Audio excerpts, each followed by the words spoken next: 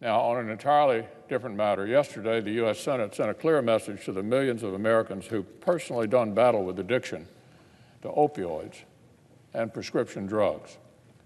We sent a message to the families who've watched our nation's drug overdose fatalities double in the last decade alone, to those in recovery who've struggled to access the housing and the work opportunities they need to get back on their feet, to the governors, mayors, and local leaders who've seen communities from rural towns to inner cities literally hollowed out and threatened by this epidemic.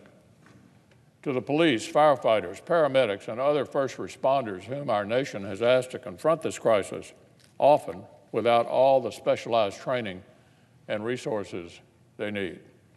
To every American affected by the opioid epidemic, the landmark legislation the Senate passed yesterday says the nation will not stand for this. More help is on the way. Yesterday evening, we voted to build on Congress' prior efforts and deliver more relief to the communities that need it most. This landmark legislation addresses the crisis at every step of the way.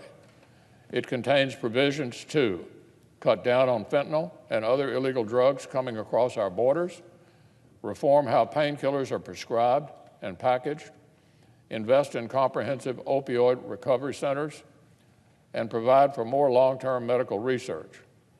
It also contains two provisions I was pleased to secure for my fellow Kentuckians and for the whole country.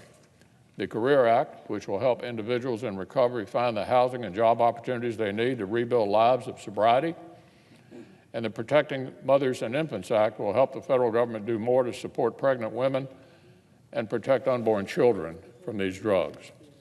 This landmark legislation is like a Swiss Army knife that will help the federal government fight opioid addiction in many different ways.